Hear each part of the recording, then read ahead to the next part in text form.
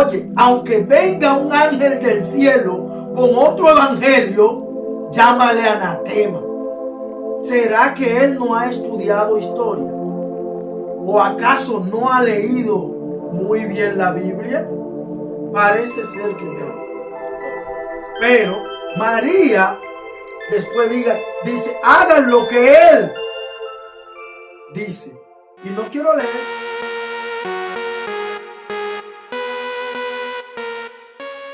Dios les bendiga mucho. Soy el pastor Juan Arias y estoy pasando por aquí nuevamente. Recuerden suscribirse al canal Pastor Urbano Arias. Tenemos una maravilla de temas también. Hoy tenemos como tema el evangelio o el cristianismo. ¿Cuándo se nos llamó por primera vez cristiano? ¿Dónde se nos llamó cristiano? ¿Y cómo comenzó todo? Nada, pues vamos a darle apertura a este tema. La palabra sostiene un versículo muy especial. Está en el libro de Hechos, capítulo 11, versículo 26, amado, y dice, y sucedió que por un año entero se juntaron allí con la iglesia y enseñaron a mucha gente, y los discípulos fueron llamados cristianos por primera vez en Antioquía. La palabra cristiano, gloria a Jesús, por primera vez se utilizó en Antioquía. Se le otorgó a los discípulos que habían estado con Jesús, que habían sido testigos en ese momento de lo que el Señor hacía entre ellos. Pero ya pasó a un nivel cuando se le llama cristiano en Antioquía, ya pasa a un nivel más abierto, alabado sea Dios. Entonces, es ahí donde yo enseño, como dice la Biblia, que se le llamó cristiano. ¿A quiénes? Aquellos seguidores de Cristo. ¿Por qué? Porque las señales, los prodigios, le seguían. Entonces, ahí, ¿por qué el tema? Porque hay un señor por ahí que está hablando de que nosotros somos los cristianos separados, los evangélicos separados. Él dice evangélico, o sea, en forma de chantaje, en forma de burla, burlándose de la iglesia cristiana. Pero yo quiero decirle, mis amados, que ¿será que este señor no conoce la historia? ¿Será que él no ha estudiado historia? ¿O acaso no ha leído muy bien la Biblia? Parece ser que no. Porque la palabra es clara cuando establece dónde y a quién se le estableció el nombre de cristiano. Entonces, él sostiene la postura de que como Martín Lutero se rebeló en la iglesia católica en ese entonces, que publica 95 tesis en donde refuta las enseñanzas y los principios de la iglesia. Entonces él dice que nosotros de ahí en adelante somos separados. Bueno, si así él quiere asumirlo, desde ese punto de vista, por salir del parámetro de la palabra de Dios, pues si es así, está bien. Porque en ninguna iglesia que nosotros vayamos a estar que no cumpla con los regimientos, la doctrina de la palabra del Señor, no doctrina de hombre, la doctrina de la palabra del Señor, obviamente tenemos que separarnos. Tenemos que separarnos. ¿Por qué? Porque si no, la Biblia dice que aunque venga un ángel del cielo con otro evangelio, oye, aunque venga un ángel del cielo con otro evangelio, llámale anatema. Y es ahí que, estudiando por encimita, porque no quiero ser muy extenso y que ustedes se me vayan a ir. Obviamente, porque tengo poco tiempo en este medio. Obviamente, Martín Lutero estudia la palabra y ve una parte incoherente ante la doctrina de la Biblia. Todo estaba bien en la iglesia popular. Todo estaba muy bien. Hasta que llegó un hombre que por fin pudo estudiar y pudo refutar la venta de la indulgencia. Que era no más que le decían a aquellos feligreses que morían en sus pecados, que habían que pagar un rescate para sacarlo del purgatorio y llevarlo a descansar. Es ahí en donde él, alabado sea Dios, empieza a refutar todos los principios doctrinales que le han enseñado en la iglesia. Obviamente, un sacerdote, me parece que era católico, devoto, muy devoto, nadie le arraigaba su creencia. Por eso hoy nos adoptan como los protestantes, porque nosotros protestamos frente a eso. Y obviamente, si tú le estás diciendo al creyente que ya la salvación no es por la fe en Jesús, sino por el pago de una indulgencia, obviamente que tenemos que protestar frente a eso. Pero si nos vamos más atrás, podemos estudiar el tema a gran profundidad, de dónde proviene todo, quiénes fueron los causantes de todo, cómo la iglesia se empezó a ligar, a mezclar, cuando este hombre Constantino aceptó por fin de que el Imperio Romano no buscara ni matara a esos cristianos, siendo él emperador. Esos cristianos que sacaban ya de la catacumba, los sacaban de todo lugar donde ellos estaban, porque usaban los laberintos donde se sacaba la arena antes para ellos hacer su iglesia, porque no podían estar en la ciudad libremente. Pero el evangelio, por más que mataban cristianos, lo echaban a la hoguera, el evangelio crecía más. Entonces, llegado Constantino, entiende que esta gente no pueden matarlo, no pueden, y él mismo también decide convertirse al cristianismo. Pero ¿qué sucede? Que todo poder, el poder político y poder religioso junto, pare como consecuencia la iglesia popular. Es ahí en donde muchos paganos que se habían convertido al cristianismo ya empiezan a tener otros usos, otra costumbre y otra formación. Por eso es que le decimos a nuestros hermanos que están en la política que se cuiden mucho y que tengan mucho cuidado con lo que hacen y de qué agua toman, porque el evangelio es un agua limpia que nadie la ensucia. De modo, mis amados, que en esta hora yo sí, hoy tratando este tema, que es la parte 1, porque pienso traer un tema, o sea, con más profundidad en la historia bíblica. Quiero basarme en la historia, aparte de la Biblia, la historia bíblica, porque todo el que estudia historia bíblica o estudia la historia de la iglesia se da cuenta quién fue la primera iglesia, cómo se fundó, quién fue O sea, ¿quién impuso, quién creó la iglesia cristiana?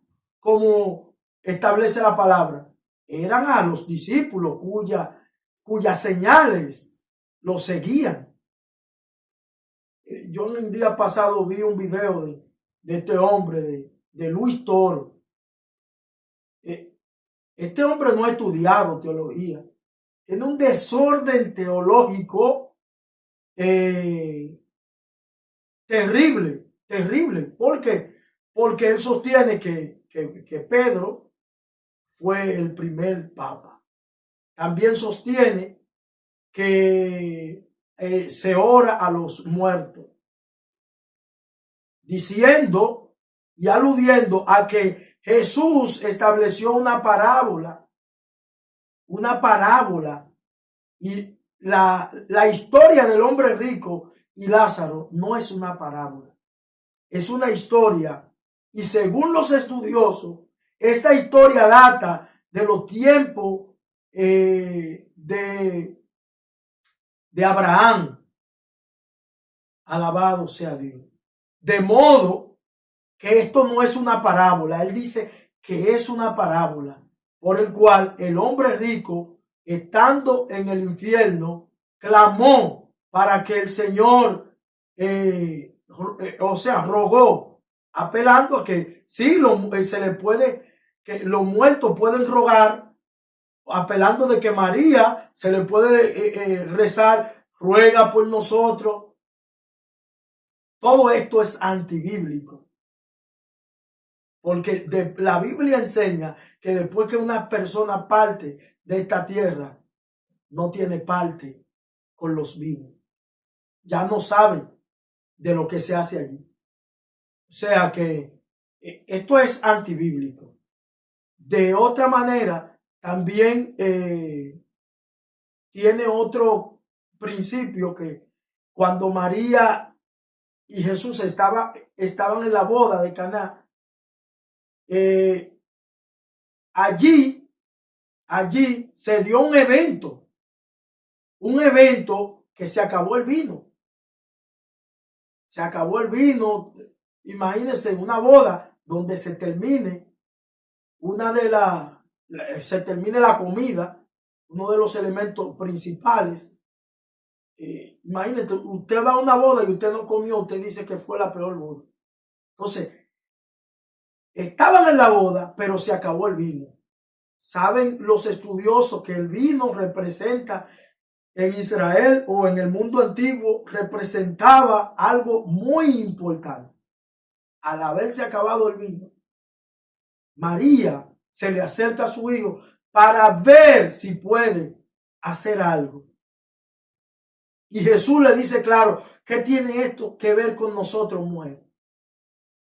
O sea que, pero María después dice, hagan lo que él dice. Y no quiero leérselo textualmente, porque no quiero que se me canse. María dice, hagan todo lo que él dice, que ahí es que quiero hacer una paradita. Cuando María dice, hagan todo lo que él dice, lo que da a entender es que María está dando a entender es que ella no tiene potestad ni poder y que ella es una mortal. El divino era su hijo. María solamente fue el instrumento para traer a Jesús. Y obviamente honramos la memoria de María porque fue una mujer, como dijo el ángel, bendita entre todas las mujeres. Porque ¿qué mujer tuvo ese privilegio aquí en la tierra de traer al Todopoderoso, al Príncipe de Paz? ¿Qué mujer? Cualquier mujer quisiera tener ese privilegio. Por eso el ángel le dijo, bendita eres entre todas las mujeres y bendito es lo que lleva en tu vientre,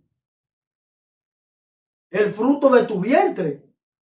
O sea que por el hecho de que María haya sido escogida para traer al Todopoderoso, en carne, para vivir en carne, para interactuar en carne, para venir y hacer un solo sacrificio, una vez y por todas.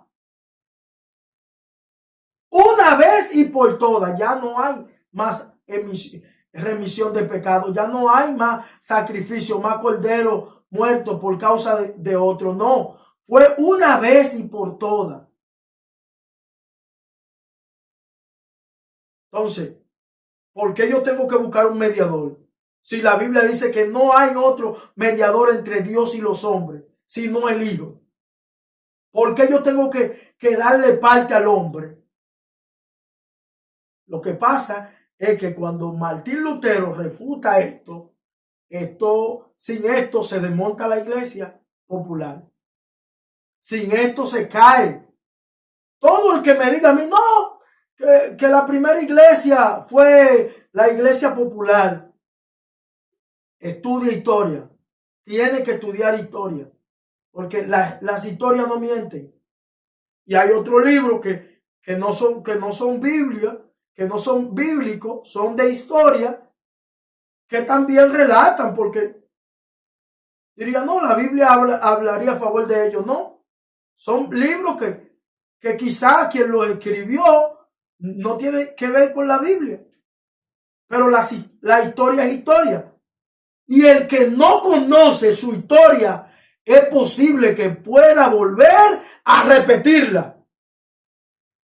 Por eso hay que estudiar la historia. Yo le he preguntado a muchos cristianos, José, pero ¿tú conoces la historia de la iglesia? Me dicen algo, tal vez no conocen su historia. Y por eso es que hay muchos hoy en día que andan por ahí dando patada voladora. Muchos que andan, pero no conocen cuáles son las procedencias. ¿Cuáles cosas tenemos de la iglesia popular? ¿Cuáles cosas vino con nosotros? Por eso hay que conocer la historia. Así que es para mí un honor tocar un tema como este. Porque hay cristianos que están confundidos. Pero yo los reto a estudiar la historia bíblica para que usted sepa cuál es su principio. Porque hay cristianos que cuando van a la universidad, el profesor de filosofía lo agarra y lo vuelve un mangú. Y eso no es justo. Que usted teniendo 10, 30 años en el evangelio, usted no conozca su historia. ¿Y cómo va a ser que alguien te agarre a ti y te vuelva un mangú? Y te aplaste. Mira, yo estaba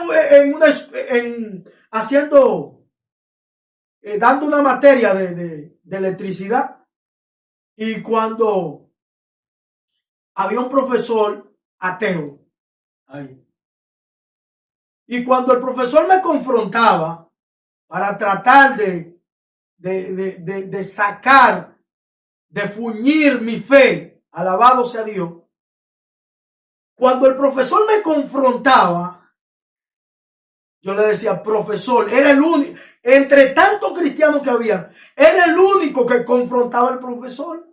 Los otros tenían miedo de que le quemaran la materia. Y a mí no me importa. Y yo le decía, no, profe, usted está mal. Usted está mal. Y me daba vergüenza de aquellos que profesan una fe y estaban ahí junto conmigo. Y cuando yo lo miraba, escondían el rabo entre la pierna. Y yo, Dios mío, ¿pero qué cristianos son? Pero si tú dices que eres cristiano, tienes que estar dispuesto a ir donde Dios quiera que tú vayas. Así que, hermano, este tema va a seguir. Esta es la primera parte. En la segunda parte le voy a traer fecha